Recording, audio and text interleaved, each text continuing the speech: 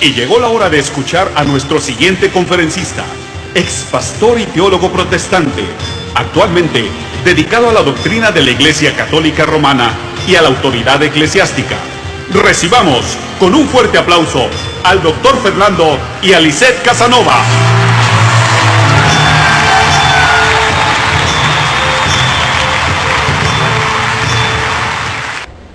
La clase más importante de teología sistemática que yo daba establecía un parámetro para la teología protestante, y el parámetro era la Escritura, la Biblia, y solo la Biblia es norma de doctrina, conducta. La Biblia, solo la Biblia. Pero comencé a buscar en la Biblia dónde estaba eso, y esas palabras no las encontré. Así que fui a donde mi primer profesor de teología, el doctor Ricardo González, y le dije: doctor, ¿podría usted ayudarme? Es que yo he incluido en mi clase de teología lo que usted me enseñó en su clase de teología. ¿Recuerda usted el presupuesto protestante que usted nos enseñó, que decía que la Biblia era la única norma de fe, doctrina y conducta? Hombre, sí, Fernando, lo recuerdo claramente. ¿Podría usted decirme dónde está eso en la Biblia? Y él me respondió: Fernando, yo nunca dije que eso estuviera en la Biblia. Pero ¿cómo va a ser? El presupuesto protestante más importante, del cual deriva toda nuestra doctrina, nuestra fe y nuestras acusaciones a la Iglesia Católica, resulta que no es bíblico. Y me decía: bueno, pero es que hay textos bíblicos que lo infieren. Y le dije: pero ¿cómo que lo infiere? Eso debe ser muchos textos bíblicos que hablen claramente acerca de esa norma nuestra. Y decía: no, pero hay textos que lo infieren. Y yo: pero ¿cómo que lo infieren? Eso mismo le señalamos nosotros a los católicos, que se atienen a textos bíblicos que infieren y no hablan claro. Me dijo: bueno, Fernando, ¿quieres salir de este problema? ¿Quieres encontrar el texto bíblico? Ya que no lo anotaste durante la clase, ¿quieres que te lo dé? Doctor, por favor, dígame cuál es el texto bíblico sobre el cual fundamentamos ese presupuesto protestante que dice que la Biblia sola basta. Y me dijo: hombre, Segunda de Timoteo, capítulo 3, versículo 16. Hombre, me acordé. Seguro, doctor, recuerdo el texto de: toda escritura es inspirada por Dios y útil para enseñar, redarguir, corregir, a fin de que todo hombre llegue a ser perfecto a la altura del Señor Jesús. Oh, qué texto hermoso, Dios mío. Dice que la Biblia es inspirada por Dios, y si es inspirada por Dios, viene de Él, y si viene de Él, ¿para qué yo quiero otra cosa? Es verdad que no explicita claramente lo que yo quiero, pero no importa. Lo que yo quiero es un pretexto para no hacerme católico, y esto es maravilloso. Escritura inspirada por Dios, viene de Él, para mí es suficiente, nada más.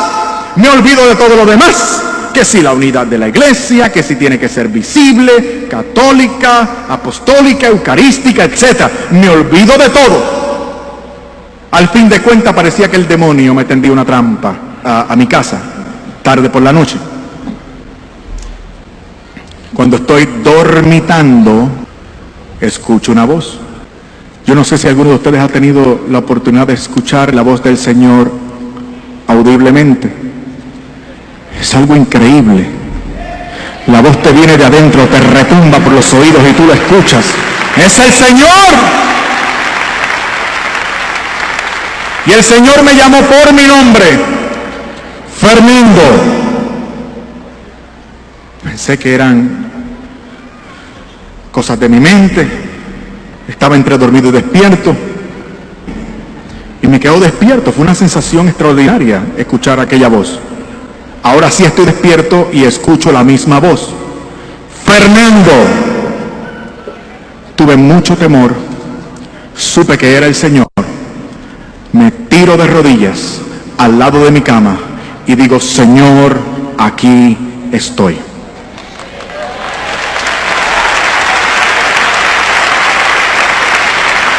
el Señor me llama la atención y me dice: ¿y dices tú ser teólogo? Yo estaba temeroso y por si acaso le dije: Señor, tú lo sabes. Y el Señor me recriminó audiblemente: pues no seas irresponsable, profundiza en el texto. Supe que el Señor me hablaba de 2 de Timoteo capítulo 3 versículo 16, el texto bíblico que había esgrimido a mi favor para no hacerme católico, aquel que decía que la Escritura era inspirada por Dios y yo había deducido que por lo tanto era suficiente. El Señor vuelve y me dice: profundiza en el texto.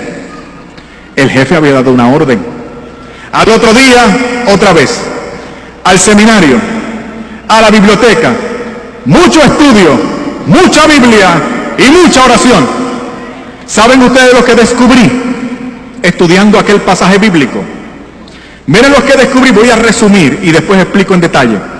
Descubrí a partir de ese día que no es posible encontrar en la Biblia una oración o una palabra, una coma, un punto que justamente interpretados contradigan la excelencia y la doctrina de esta Santa Iglesia Católica.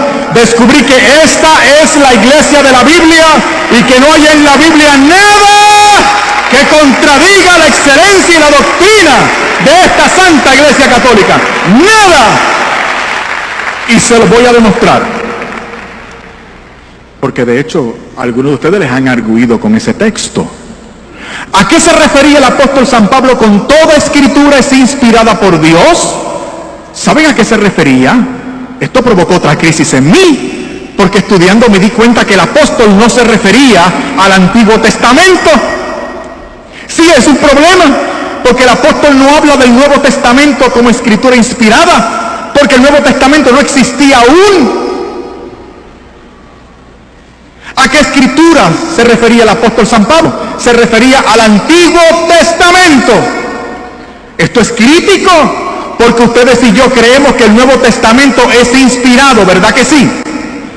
Por favor, digan que sí. Gloria a Dios, estoy en la iglesia correcta. Sí, Señor, el Nuevo Testamento es inspirado, pero Pablo no lo dice. Pablo dice que es el Antiguo Testamento, que era la Biblia de los primeros cristianos, la Biblia que él tenía de frente.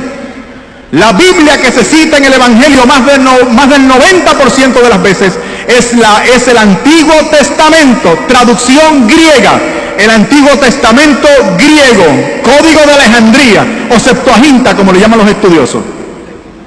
O sea, la escritura inspirada por Dios no era el Antiguo Testamento según San Pablo, sino el Antiguo Testamento, y además el Antiguo Testamento griego, traducción griega, que era la Biblia de los primeros cristianos. ¿Y qué con eso? Escuchen bien. Que esa Biblia que San Pablo llama inspirada por Dios, el Antiguo Testamento griego, contenía los libros deuterocanónicos que yo no tenía en mi Biblia evangélica. Ahora el texto que yo arguí a mi favor para no hacerme católico se vertía en mi contra para señalarme a la única iglesia que sí ha perseverado toda la vida en la enseñanza, en la instrucción de que esos 7 libros son divinamente inspirados. Y entonces viene la otra parte de la crisis. Me cuestionaba yo mismo: Señor, con razón yo no creo que pueda interceder por mis familiares difuntos después de muertos. Si lo hemos sacado de la Biblia, estaba en 2 de Macabeos capítulo 2 versículo 46. Con razón yo no creo que pueda gozar del favor de los santos y los ángeles del cielo a mi favor. Si lo hemos sacado de la Biblia, estaba en Tobías 12:12. Además de 2 de Macabeos capítulo 15, Jeremías capítulo 15 versículo 1, Apocalipsis capítulo 5 versículo 8 y capítulo 8 versículos 3 y 4. Señoras y señores, esta es la iglesia de la Biblia.